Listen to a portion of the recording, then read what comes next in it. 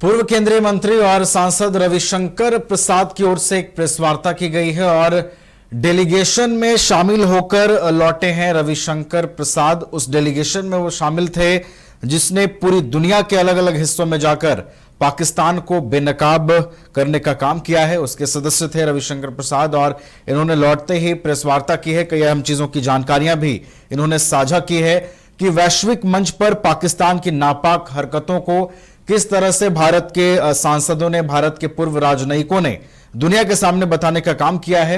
ये तमाम जानकारियां उन्होंने साझा की है और अधिक जानकारी लेंगे। हमारे साथ हमारे सहयोगी अंशु भी जुड़ गए हैं, उनका सीधा रुख कर लेते हैं। अंशु, रविशंकर प्रसाद ने प्रेस वार्ता की है और पाकिस्तान कैसे बेनकाब हुआ, इसके कुछ पॉइंटर्स का उन्होंने जिक्र किया है। इस प्रेस वार्ता की क्या मुख्य बातें रही हैं अंशु? देखिए नवीन, सबसे पहले आपको ये बता दें, जो भी डेलीगेट्स गए थे अब वो डेलीगेट्स वापस लौट चुके हैं इंडिया।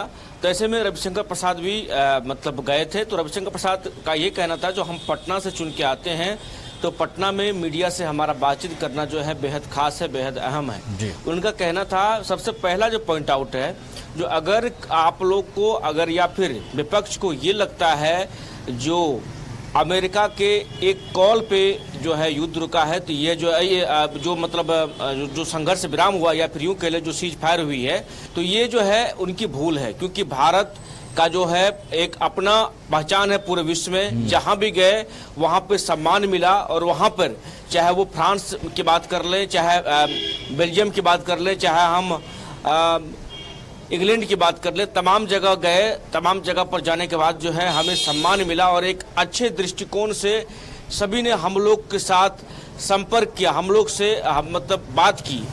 ऐसे भी माहौल बने जहां पर 50-50 सांसद बैठे हुए थे हम लोग को सिर्फ और सिर्फ सुनने के लिए। और यही नहीं, उन लोगों ने मीडिया में कैसे बातें जाए इसकी भी पूरी तरह से व्यवस्थाएं की थी।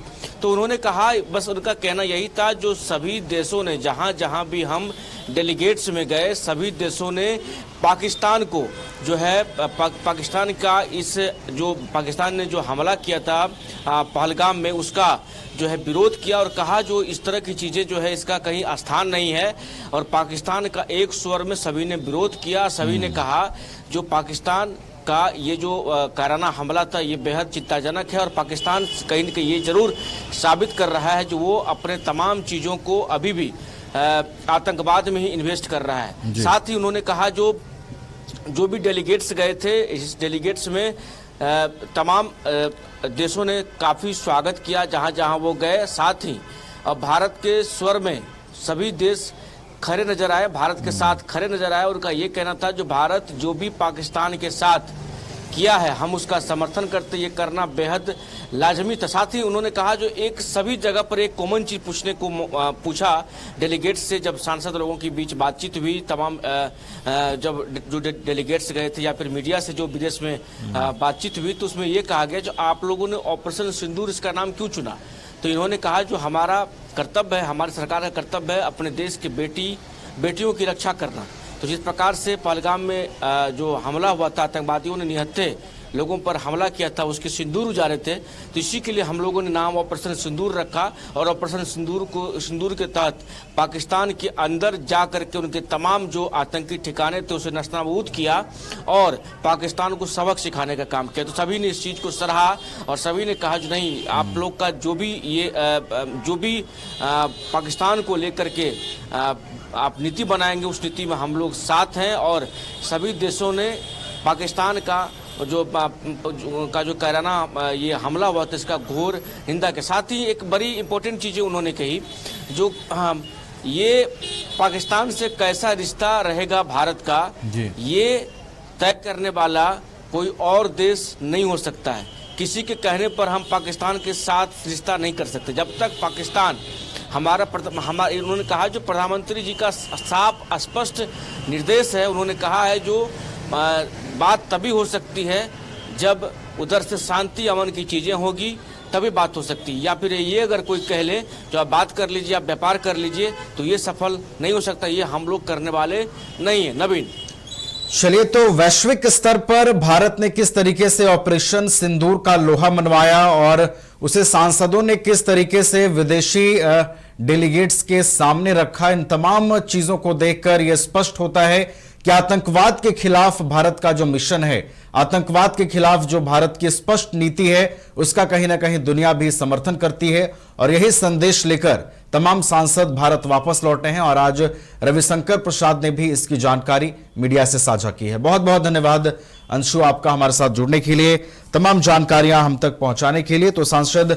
रविशंकर प्रसाद ने ऑपरेशन सिंदूर की चर्चा किस तरीके से विदेशों में हुई और आतंकवाद के खिलाफ जो भारत की नीति है उसे दुनिया ने किस तरीके से देखा, उसे सामने रखने का काम किया है।